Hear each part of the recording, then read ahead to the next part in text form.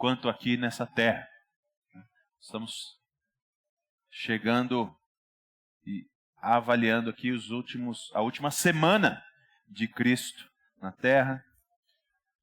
Marcos capítulo 12, nós vamos ler a partir do verso 1 até o verso 12. O texto que nós usamos aqui na congregação para leitura pública, exposição, é a versão Nova Almeida atualizada. E esse é o texto que leremos agora. Marcos capítulo 12, verso 1. Assim diz a Sagrada Escritura, revelação do Deus Trino para nós. Depois Jesus começou a falar-lhes por parábola. Um homem plantou uma vinha, pôs uma cerca em volta dela, construiu um lagar, edificou uma torre e arrendou a vinha a uns lavradores. Depois, ausentou-se do país. No tempo da colheita, mandou um servo para que recebesse dos lavradores a sua parte dos frutos da vinha. Mas os lavradores o agarraram, espancaram e o despacharam de mãos vazias. De novo, enviou-lhes outro servo, e eles bateram na cabeça dele e o insultaram. Mandou ainda outro servo, e a este mataram. Muitos outros lhes enviou, dos quais espancaram uns e mataram outros. Restava-lhe ainda um, o seu filho amado. Por fim, mandou o filho pensando: meu filho eles respeitarão. Mas os tais lavradores disseram entre si: eis o herdeiro, venham, vamos matá-lo, e a herança será nossa. E agarrando o filho, mataram-no e o lançaram fora da vinha. Que fará, pois, o dono da vinha? Virá, exterminará aqueles lavradores e entregará a vinha a outros. Vocês ainda não leram esse trecho da Escritura? A pedra que os construtores rejeitaram, essa veio a ser pedra angular. Isso procede do Senhor e é maravilhoso aos nossos olhos. E procuravam prender Jesus porque entenderam que ele havia contado essa parábola contra eles. Mas temiam o povo. Então, eles o deixaram e foram embora. É muito interessante nós analisarmos as motivações do brasileiro quando ele vai escolher o seu carro, por exemplo. A indústria automobilística no Brasil é algo que é muito lucrativo. E de uma maneira bem capitalista, eles exploram muito a mentalidade do brasileiro em relação a isso. O carro no Brasil é muito caro, muito caro. E não é só por causa dos impostos. Não é só por causa dos impostos. A culpa é da mentalidade do brasileiro quando ele está pensando em comprar o carro. Porque na hora de pensar no carro, ele não está pensando muito em funcionalidade, mas ele está pensando em status. Em status. E a indústria se aproveita disso. Beleza. Você quer parecer rico num carro? Então paga muito caro para você parecer rico no carro. Impressionantemente, eu estava falando com o Gustavo hoje, ele me contou de uma pesquisa que ele leu, eles estão trabalhando aqui na escola, e uma pesquisa que ele leu que indica que a maioria dos pais, quando vão fazer a escolha da escola para os seus filhos, são motivados pelo mesmo critério. Se a escola dá para eles status social. Eles não estão muito preocupados se a escola vai educar bem os filhos, se a escola é o lugar onde o filho vai aprender de verdade, mas essa escola dá para o meu filho um status social. E essas duas ilustrações são exemplos claros de como nós temos uma visão completamente deturpada das coisas. E como nós avaliamos mal as coisas. E como, na maioria das vezes, se não todas elas, nós somos motivados por interesses pessoais de grandeza, poder e glória. Motivações pessoais de interesse de glória pessoal. Ganho próprio. Imagem própria de grandeza. O texto que nós lemos se encontra nessa semana final de Jesus. E ele vem justamente em sequência daquele questionamento que os anciãos, os principais sacerdotes e os escribas fizeram da autoridade de Cristo. Lembra? Quando o Senhor vai encerrar o seu ministério, ele entra em Jerusalém, afirmando ser o filho de Davi. E recebe adoração, recebe o reconhecimento de toda a Judeia, de que ele é o que vem em nome do Senhor. E não só isso, ele entra em Jerusalém triunfalmente, mesmo que humildemente, num burro, mas é triunfalmente. E ele adentra o templo e faz a limpeza do templo, expurga aqueles malditos comerciantes do templo. E o Senhor Jesus está autoritariamente fazendo o seu trabalho de enviado do Senhor para a purificação do seu povo. E aí os anciãos, os escribas e os principais sacerdotes vão a Jesus dizendo: com que autoridade você faz essas coisas? Quem você pensa que é? Conforme nós vimos na semana passada. E o Senhor Jesus indica para eles quem ele é. E o fato é que eles rejeitam se submeter, reconhecer essa autoridade de Jesus. Mais uma vez. Uma autoridade que era nítida, clara, exposta, afirmada, inegável. Mas eles, mais uma vez, não querem reconhecer que Jesus é a autoridade suprema.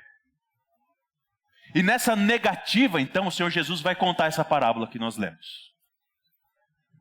As parábolas são muito comuns no ministério de Jesus, mas não na narrativa de Marcos. A narrativa que Mateus vai fazer e que Lucas vai fazer a respeito da vida e da obra do ministério de Jesus explora muito mais essas histórias que Jesus conta, as parábolas. Marcos não faz tanto uso desse ministério de Jesus porque ele quer focar em outras áreas.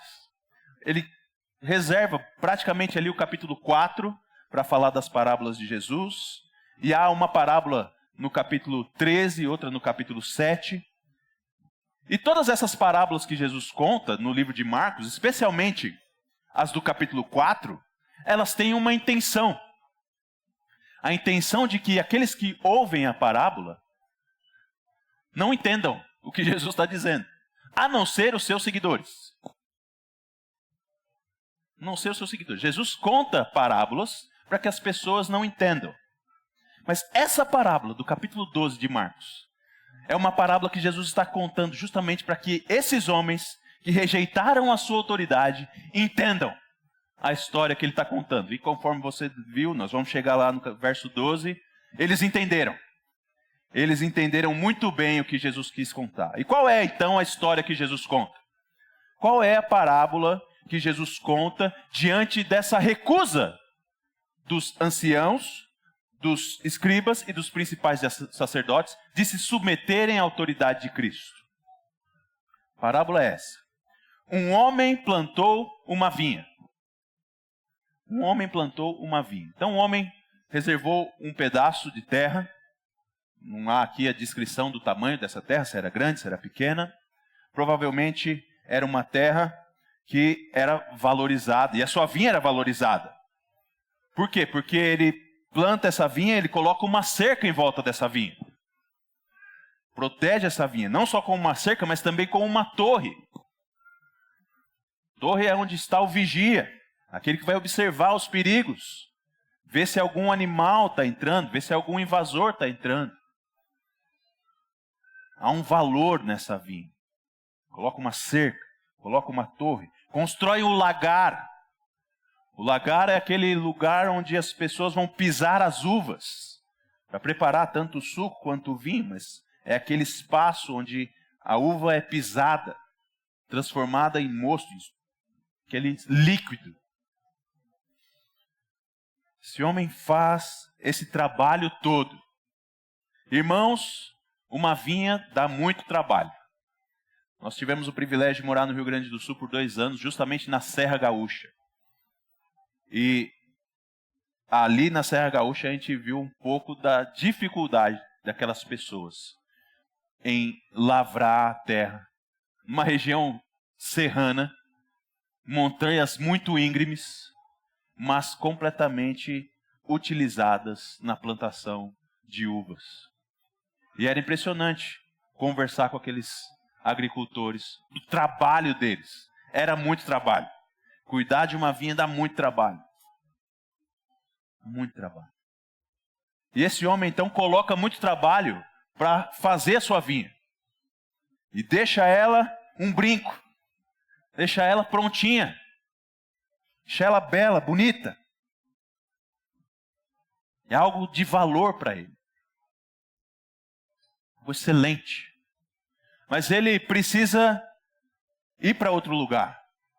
E ele se ausenta, vá para outro país. E nessa decisão de se ausentar, ele decide arrendar sua vinha. Ele decide colocar pessoas ali, então, que irão ter o privilégio de cuidar daquela vinha, trabalhar daquela vinha e lucrar daquela vinha. De todo o trabalho que o homem que plantou realizou, agora outros podem chegar com a vinha toda pronta, a cerca colocada, a torre construída, o lagar construído, é só continuar usufruindo daquilo e poder ainda lucrar com aquilo tudo. Obviamente havia um acordo ali, e esse homem, que era o dono da terra, deveria receber sua parte e a sua honra. E é isso que ele faz. Depois de um tempo, o tempo da colheita, quando aqueles homens que assumiram a vinha estão agora usufruindo dos frutos, usufruindo do lucro que eles obtiveram, o dono da vinha manda um servo lá. Ó, vai lá e pega a minha parte. Receba aquilo que é meu. E qual é a atitude dos arrendatários da vinha? Verso 3. Os lavradores agarraram o servo, o espancaram e o despacharam de mãos vazias. Eles não aceitam que eles devem pagar a sua parte ao dono da vinha. Não, você não vai receber da gente nada. Servo aqui, toma essa surra e sai andando aí, irmão. É impressionante, porque o dono da vinha, ele mais uma vez envia outro servo. Verso 4 vai dizer, de novo enviou-lhes outro servo. Manda outro. Pô, esse cara aqui apanhou, vou mandar outro. Manda outro. E acontece que eles batem na cabeça desse outro e o insultam. O primeiro foi espancado, o segundo teve a sua cabeça agredida. E o Senhor, misericordiosamente, mandando um outro ainda, servo, agora esse é morto. Note que na história que Jesus vai contando, então, você tem um dono de terra generoso, que entrega, persiste, concede chances, mas aqueles homens maus, cobiçosos, gananciosos, egoístas, vão crescendo no seu rancor, na sua agressividade, e agora matam o terceiro servo. Mas isso não para o dono da terra. Ele continua enviando servos. Envia outros que foram também espancados e mortos. espancados e mortos. Mas ainda restava uma pessoa. Depois de que todos os servos que aquele homem tinha para enviar, e que foram muitos mortos e muitos agredidos, e a gente não tem o número total desses servos, a história que Jesus vai contar diz que ainda restava o filho do dono. O filho do dono. E o filho do dono era alguém amado por ele, precioso por ele. Ele tinha prazer nesse filho. E ele pensa então, bom, o meu filho, se eu o mandar, ele será respeitado. Eles vão respeitar o meu filho. Eles respeitaram os meus servos porque eram servos. Mas se eu mandar o meu filho, eles vão aceitar, eles vão honrá-lo. E vão dar a parte que pertence a mim e ao meu filho. A nossa honra virá agora. Mas não é isso que acontece. Verso 7 diz que quando os lavradores viram o filho, o pensamento deles foi o seguinte: este é o herdeiro, vamos matá-lo, porque se a gente matar o herdeiro, aí sim que a terra vai ser nossa. Se a gente matar o herdeiro, já não tem mais ninguém sobre nós. É tudo nosso. É tudo nosso. A herança será nossa. E a gente não vai mais precisar responder para ninguém. E esse é o cenário, então, que Jesus conta. Um cenário que fala de homens maus, perversos, arrogantes, cobiçosos, avarentos, homicidas. Homens dignos de punição pelas suas malvadezas, pelas suas injustiças, pelos seus pecados. E aí a grande pergunta que Jesus faz chega no verso 9. O que fará, pois, o dono da vinha? E esse é o ápice da história. Essa é a grande consideração que Jesus quer que os seus ouvintes façam. O que será que o dono da vinha vai fazer? O que será que o dono da vinha vai fazer? O que você acha que o dono da vinha fará ao descobrir que nem o seu filho foi ouvido, nem o seu filho foi respeitado, nem o seu filho foi honrado e dado a ele a honra legítima, digna, necessária, honesta, justa? O que fará o dono da vinha? E a resposta é óbvia, irmãos. A resposta é óbvia.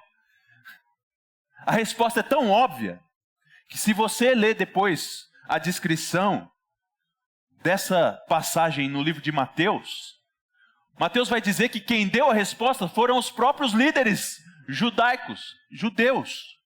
Foram os próprios anciãos, os escribas e os sacerdotes que dizem que esses homens seriam mortos, seriam exterminados. E Jesus concorda com eles, como Marcos vai registrar. Jesus diz: esse homem virá. Ele virá e exterminará aqueles lavradores. Isso não ficará impune. Essa rejeição, essa insubmissão, essa injustiça não ficará impune. E essa é a palavra de Jesus. Essa é a palavra de Jesus. Diante da rejeição da autoridade dele, diante da clara, aberta rejeição da autoridade de Jesus Cristo, Cristo conta essa história abertamente no templo, para que todos os judeus dos seus dias ouvissem. Aqueles que rejeitam a minha autoridade serão exterminados. Aqueles que rejeitam a minha autoridade serão exterminados. Meus irmãos, nós gostamos da misericórdia de Deus. Nós gostamos de pensar no amor de Deus, na benevolência de Deus, na paciência de Deus, na longanimidade de Deus, na bondade em todos aqueles atributos que revelam a graça do Senhor.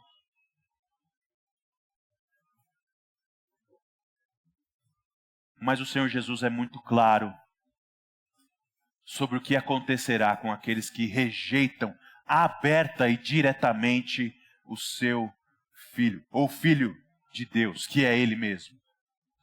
Não sei se você tem a Bíblia aí que tem as letras vermelhas para os ditos de Jesus, né? Mas se essa sua Bíblia é assim, você vai ver aí que o verso 9, quem está dizendo é Jesus.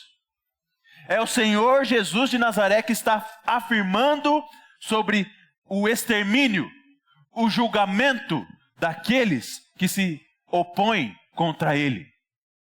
É o próprio Cristo que fala de julgamento, juízo e extermínio. O dono da vinha não vai aceitar eternamente essa insubmissão, mas haverá juízo para os insubmissos. Haverá juízo para os insubmissos. Deus vai julgar o mundo. Deus vai julgar o mundo. Deus irá julgar as pessoas, o seu relacionamento com Ele. E o seu relacionamento com Ele, na base do seu relacionamento com os enviados por Ele. Nós vimos aqui claramente a história de Israel. Essa parábola que Jesus conta é a história de Israel. De como Deus fez o seu povo, reuniu o seu povo e cuidou desse povo. E entregou esse povo na liderança de pessoas para cuidar deles. E esses líderes rejeitaram o Senhor. Assumiram o domínio da vinha, desrespeitando completamente o construtor da vinha. Assumiram que o povo era deles mesmo e eles então poderiam fazer com o povo aquilo que eles quisessem. E conduzir o povo de acordo com seus próprios interesses, os seus próprios ganhos, suas próprias vontades. Não de acordo com aquilo que o dono da vinha havia estabelecido. E toda vez que o dono da vinha enviava alguém para requerer deles que eles se submetessem, para que eles honrassem o dono da vinha, eles espancaram, denegriram, mataram os enviados. Profeta após profeta. Se você ler o Antigo Testamento, você vai ver como o povo de Israel, especialmente na sua liderança, rejeitou se submeter aos enviados de Deus. E agora o Senhor manda o seu próprio Filho. O Senhor envia a si mesmo. A pessoa do Filho encarna e vai para reaver aquilo que é dele. E nem esse é honrado. Nem esse é honrado. E Cristo claramente então vai dizer: vocês pagarão muito caro por isso. Vocês enfrentarão o juízo pela rejeição que vocês estão fazendo de mim e do meu Pai. De mim e do Criador. De mim e do dono de todas as coisas. Haverá juízo para aqueles que rejeitam o Senhor Jesus, o Filho de Deus. Agora o texto não termina aí, e isso é ótimo. O Senhor Jesus vai continuar. E ele diz que haverá juízo para os que abertamente o rejeitam, mas que Deus não vai encerrar a sua obra por causa disso. E não vai destruir a sua vinha por causa disso. Mas que ele levantaria outras pessoas então para participarem da sua vinha. E aí ele vai chamar o conhecimento desses líderes todos da Escritura para afirmar que Deus continuará agindo em favor da sua vinha. Ele vai dizer no verso 10. Vocês ainda não leram esse trecho da Escritura? Vocês não leram ainda? Vocês que querem ser os guias do povo de Deus, conhecedores do Senhor, vocês já leram na Escritura que diz, no Salmo 118, a pedra que os construtores rejeitaram, essa veio a ser pedra angular, Isso procede do Senhor e é maravilhoso aos nossos olhos. E o que é maravilhoso aos nossos olhos? O que é maravilhoso aos olhos do salmista? Justamente esse fato de que o Senhor, sendo rejeitado, sendo continuamente rejeitado, ainda assim, Ele preserva a sua vinha e preserva pessoas na sua vinha. Deus não diz assim, quer saber, todo mundo vai ser julgado e ninguém vai poder fazer parte da minha vinha. Não.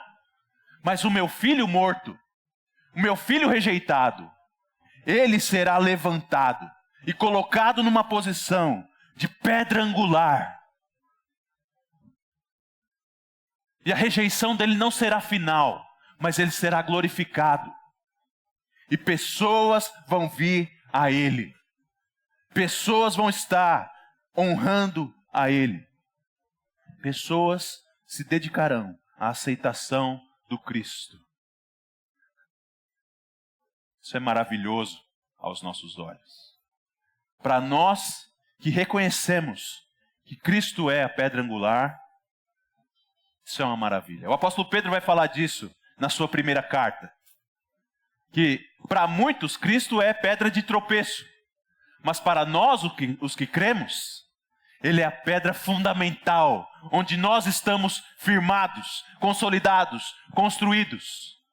E somos agora então povo chamado segundo o seu nome. Nós, que não éramos povo de Deus, mas agora somos povo de Deus. Somos sacerdócio real, nação santa, povo de propriedade exclusiva de Deus. Porque Deus decidiu que irá julgar os rebeldes, mas Ele ainda vai trazer pessoas para participar da sua vinha, para se alegrar no seu vinho, para usufruir do seu trabalho, do seu favor, da sua misericórdia, da sua graça. Isso é maravilhoso.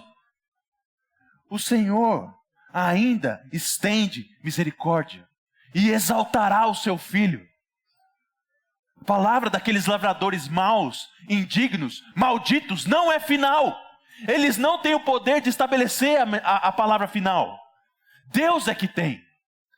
E o Senhor pega aquele que foi rejeitado e o exalta acima de todos, dizendo: cheguem-se ao meu filho, se submetam ao meu filho, reconheçam a Ele, se agarrem nele. Deus continua exercendo a sua misericórdia, a sua bondade, a sua graça, o seu favor para com os homens, exaltando aquele que foi rejeitado. Salmo 118, se você lê de novo, é o salmo que nós lemos no começo do nosso culto. Eu quero recomendar para você que você chegue no horário, que você possa participar do culto todo, ouvir as leituras iniciais que reforçam esse nosso ensino. E se você lê de novo, leia pensando em Cristo ali. É Cristo aquele rejeitado do Salmo 118. E que não foi destruído pelos seus inimigos, mas teve vitória sobre eles. Não é você, não sou eu. É o próprio Cristo que é exaltado. Ele é a pedra angular que o Senhor eleva, mesmo que os homens o rejeitem. Misericórdia de Deus permanece até o fim, ela é eterna. Ela não terminará. E sabe o que é triste? Que esse também não é o fim do texto. O fim do texto não está aí. O texto não termina na história que Jesus conta e também não termina na afirmação que Jesus faz da vitória do rejeitado. Não termina no juízo dos excluídos, dos insubmissos, e não termina na vitória do rejeitado, mas o texto continua e Marcos vai falar para a gente o relato do verso 12, que é devastador, destruidor. Diante desse alerta de Jesus, diante desse alerta claro que Jesus diz: vai haver juízo para os meus opositores, vai haver juízo para os insubmissos, mas graça para os que me aceitam. Marcos vai dizer que aqueles homens, ao ouvir isso e entender isso, eles procuraram prender o Senhor Jesus. Ao ouvir essa parábola, ao ouvir essa história, o próprio Cristo, de que Deus haveria de julgar aqueles que mataram o filho do dono da vinha, e que eles pensam, poxa, vamos nos arrepender, vamos buscar a misericórdia de Deus, que Deus nos livre do julgamento, do extermínio. Não. A grande ideia do ser humano, na sua situação original pecaminosa de rebelião é: vamos prender esse cara. Vamos prender esse cara. Porque ele está falando da gente. Meus irmãos, tristemente essa é a condição das pessoas no seu estado natural diante de Deus. A maioria das pessoas não rejeitam o Evangelho porque elas não entendem o Evangelho. Mas é justamente porque elas entendem o Evangelho. Mas elas não aceitam o Evangelho. Elas não querem se submeter ao Filho de Deus, ao dono da vinha. Elas querem, não, a herança é minha, a vinha é minha, é meu, não quero ninguém sobre mim, não quero autoridade sobre mim, não vou me submeter. E qualquer um que vier aqui para dizer que eu preciso me submeter, eu vou matar, eu vou espancar, eu vou xingar, eu vou expulsar. E essa é a realidade dos escribas, dos principais sacerdotes, dos anciãos dos dias de Jesus. E a minha pergunta é: essa é a sua situação hoje? Por que você está aqui hoje?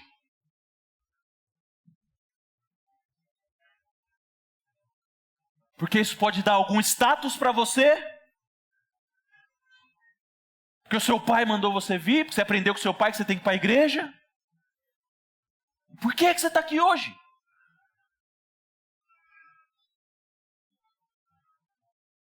Qual é a motivação do seu coração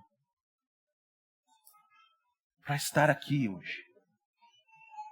E a minha expectativa é que seja reconhecer que você precisa de Jesus. Que você precisa dessa pedra angular. Para que você seja alguém que esteja na vinha e não entre os exterminados. Alguém que vai gozar eternamente do trabalho e do favor do Senhor. Você aceite a autoridade de Cristo e você submeta a Ele. Meus irmãos, é muito triste quando nós lemos um texto como esse e pensamos, esses anciãos, não tem jeito mesmo. Esses líderes judeus, que cabeça dura que esses caras são, né?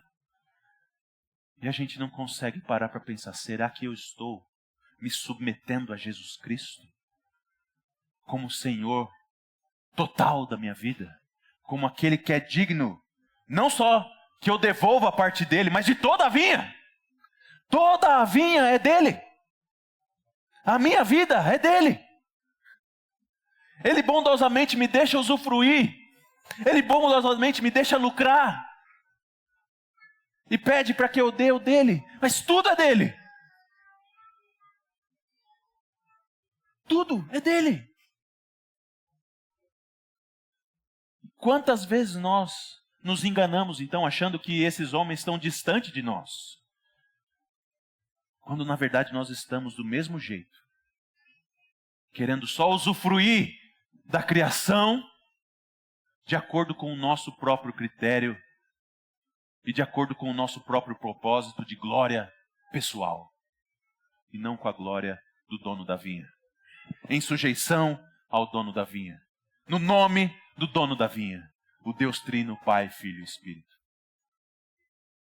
No qual nós só podemos chegar pelos méritos intercessores e mediadores do Filho, que vem a nós como pedra preciosa, para que nós sejamos aceitos na vinha. A minha pergunta para você é essa. O fato de Cristo ter vindo faz você reconhecer que isso procede de Deus e é maravilhoso? De que Ele entrega para nós a oportunidade de participarmos da vinha dEle, tomar do cálice do próprio sangue do Filho dEle, como filho também amados, amigos.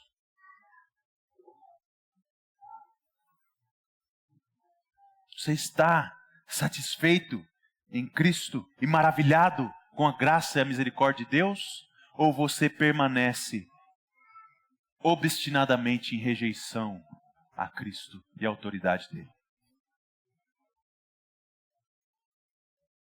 O texto de Marcos vai dizer que é muito possível você ouvir o Evangelho, entender o Evangelho e rejeitar o Evangelho. E o meu clamor é para você essa noite: não seja estúpido desse jeito. Não seja nécio, não seja tolo, porque o juízo vai vir sobre você. Submeta-se a Cristo. Submeta-se a Cristo. Entregue a sua vida a Ele.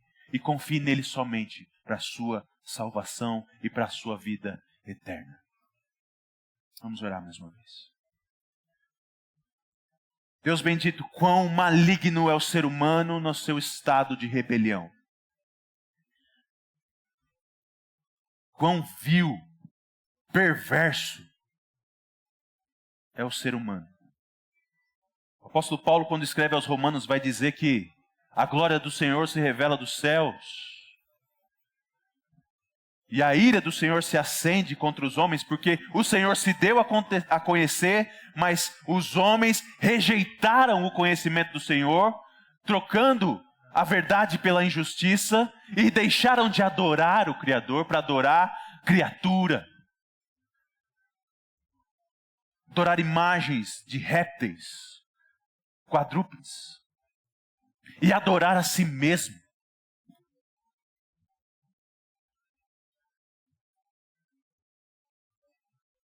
Senhor, coisa maligna é isso, a rebelião humana.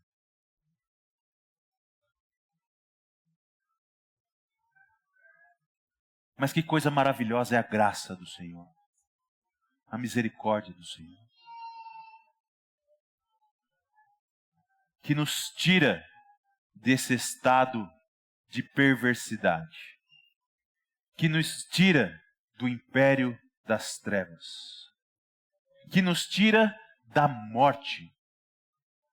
E por causa do grande amor com que o Senhor nos amou, e por causa da pedra angular, que foi rejeitada, mas que o Senhor não rejeitou e a colocou como pedra fundamental, na tua graça, nós podemos ter vida, e vida em abundância, vida eterna.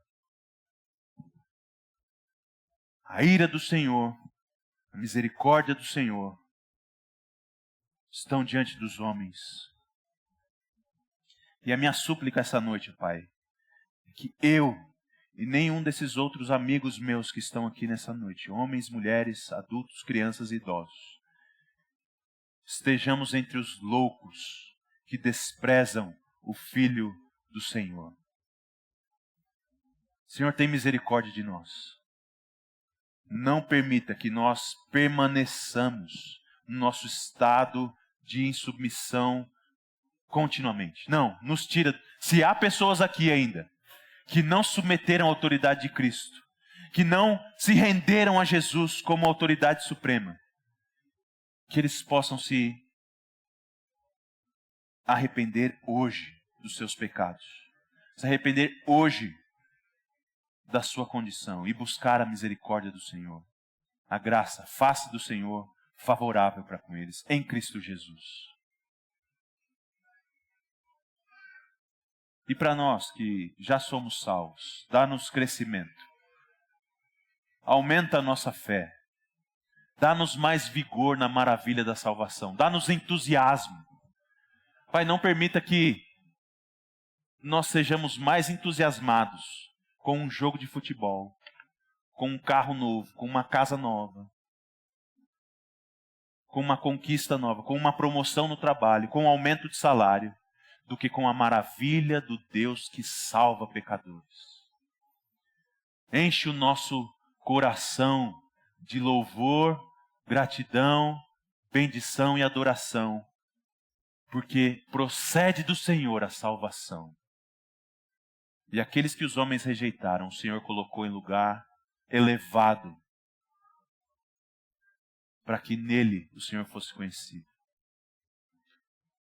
Dá-nos, Pai, fervor em Jesus, e dá-nos fervor de proclamar Jesus, anunciar a sua morte e a sua ressurreição para a vida eterna. Abençoa, Senhor, a tua igreja. Dá-nos condições de alegremente anunciar que Jesus é o nosso Salvador, a nossa pedra angular, em qual estamos firmados. E a nossa alma então cante, cante, cante, cante. Glória seja dada ao nome do Senhor, porque Jesus nos salvou e nos preserva.